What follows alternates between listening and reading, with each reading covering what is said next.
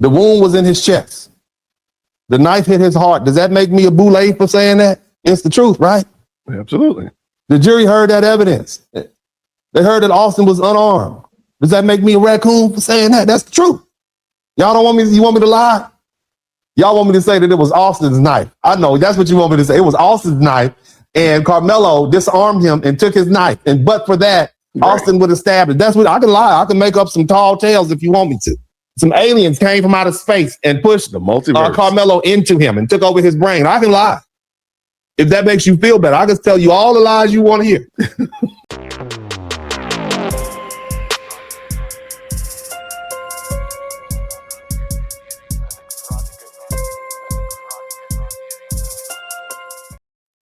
Grace and peace, everybody. We're back. You saw the thumbnail. You saw the title. You know what we're about to do. The Carmelo Cope Caravan continues to roll on. But somebody who's not on the Carmelo Cope Caravan is one Dennis Spurling. He is the attorney that we've been highlighting on this channel before, and he gets on here and he explains in more detail whether or not Carmelo has an appeals chance. A lot of people think they have the wrong impression of an appeal. And Dennis, he's going to come on up here to the front of the church, break it down to us, brother. Let's go.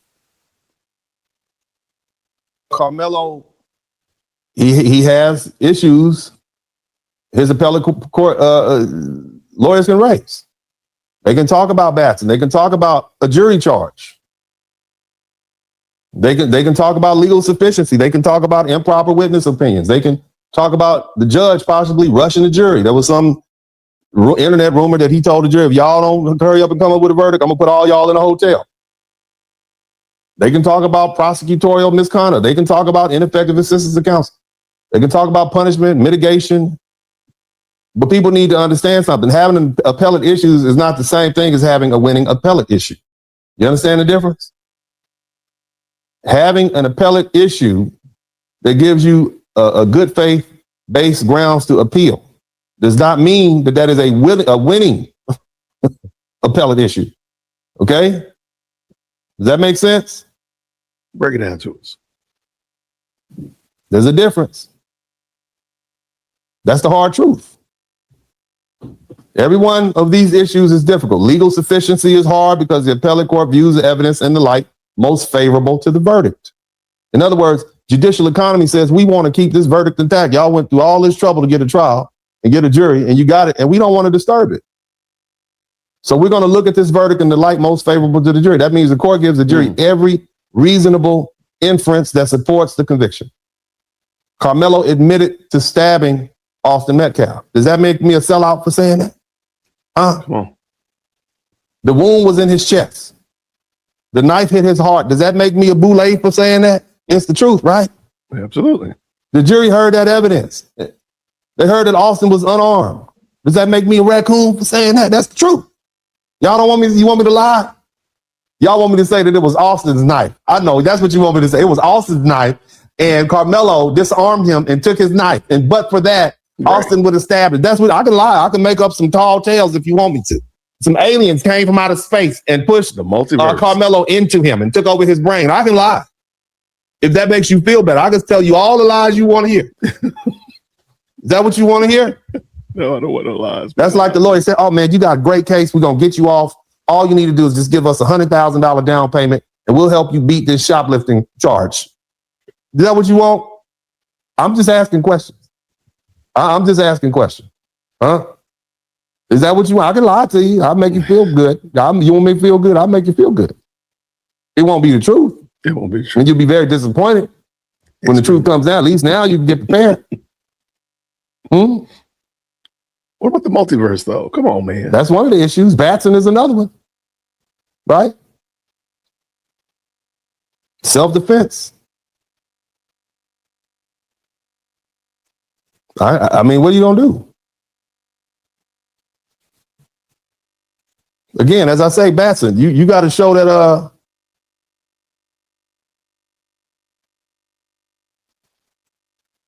I don't know what happened right there. He's looking at something. Bless his heart. You got to show that it's not just enough to say,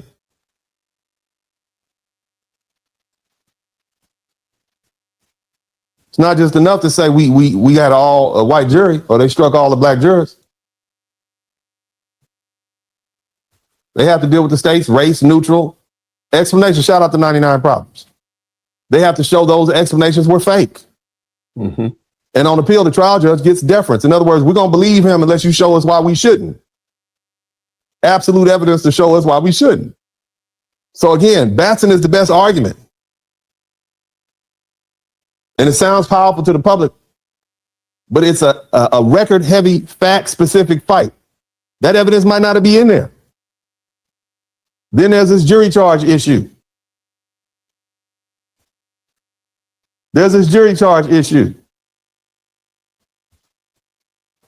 People keep bringing that up. I don't even know if that's true. Have y'all seen the jury charges? But and this is one of the things I've brought up before. I think, and this will probably be the last time I say it, probably not, but the judge, I think, did the right thing by not having the cameras because of minors. The judge also did the wrong thing not having cameras because it has introduced all of these false narratives. Again, people are saying what the jury instructions were. And as far as I know, that's not true. There's just too many false things that have come up because of that.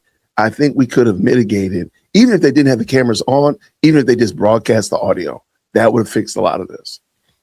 That could have been an issue. That could have been a way of doing that. No camera, just audio playing. That could have fixed it. But, shout out to Dennis right here. Finish up, brother. The court will actually look at the written jury charges.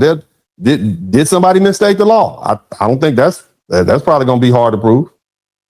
Pretty easy. All they get the same template they've been using for years. Did it improperly limit self-defense? Did it confuse the jury? Did it shift the burden?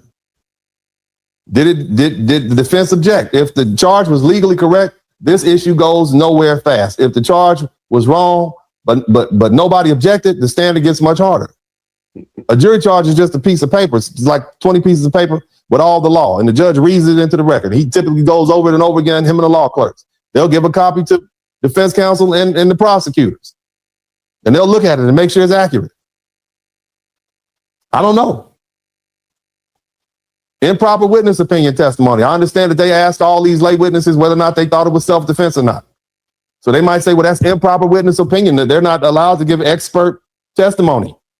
And whether something is self-defense or not is a legal decision. But again, preservation matters.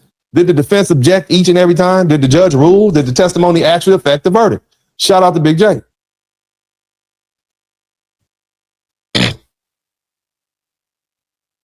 If you watched the Young Thug trial here in Atlanta, the word objection was used so many times each day, and it was for this reason alone. Brian Steele is a phenomenal appellate attorney, and he knows he must object to all of these things because those are going to be the things that they're going to look at during an appeal. Now, of course, the argument is that Carmelo Anthony's attorney did not object, and well, there is the problem. But that's why you hear objection so much in some cases, because they're shooting for the appeals. And I objected over this, and they're going to have to go over each and every one of those. Shout out to Dennis. Again, if all that happens, then it becomes much weaker.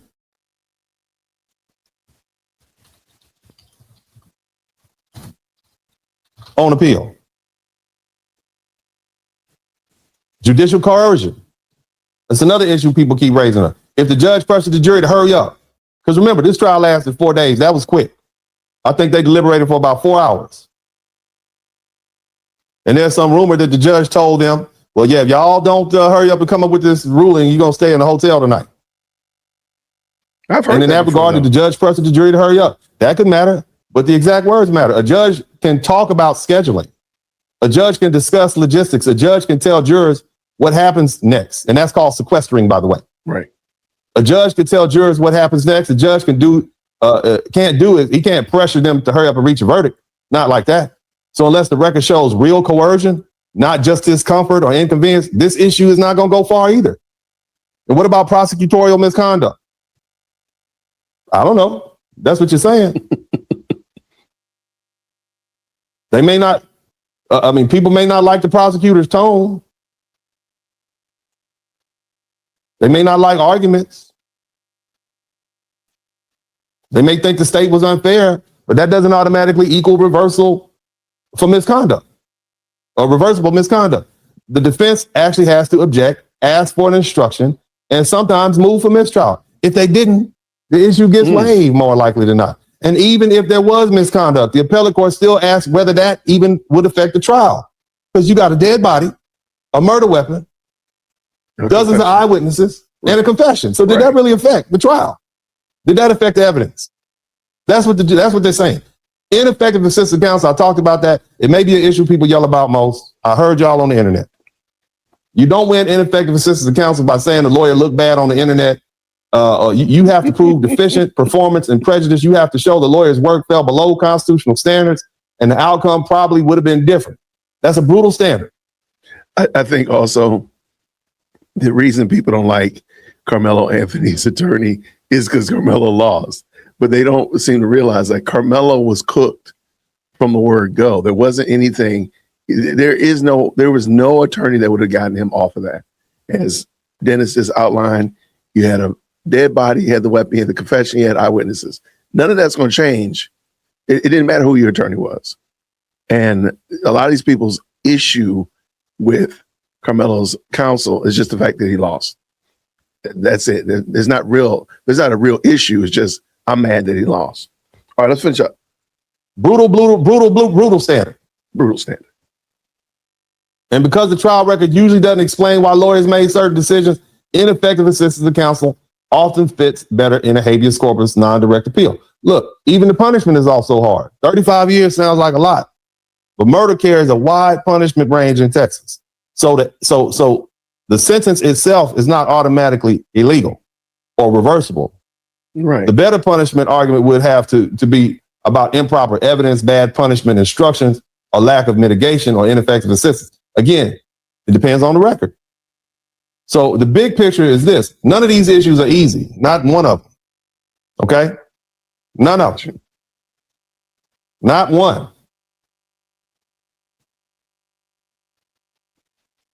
I think it's going to be hard. It's going to be very hard. I'm not saying the appeal is impossible, but this is going to be very hard. Shout out to Dennis, man. I really appreciate him, man. He is an excellent legal mind. He's been dropping knowledge left and right and center, and I'm glad that he shares it with us here in these YouTube streets. The pre-K law students, we appreciate them. Shout out to Dennis. The link to that video is down in the description. Please go check him out. Make sure you support that brother and let him know we appreciate what he's doing. But let me know what you think. Do you agree with Dennis that, appeal is going to be a hard road to hoe, a hard hill to climb? Or do you think, no, it's just easy peasy because somebody said that on YouTube? Let me know what you think. Comment down below. I'm looking forward to hearing what you got to say. I'll see you all then. And until then, grace and peace. Thank you so much for tuning in to another episode of the JWhit Podcast. If you enjoyed today's show, please do me a favor and hit me up with that 3-piece special. Like the video, subscribe, and of course, share it with somebody who would also enjoy this type of content. And make sure you leave a comment because I do pin the best comments to the top. So thank you so much for tuning in today. And until next time, everybody, grace and peace.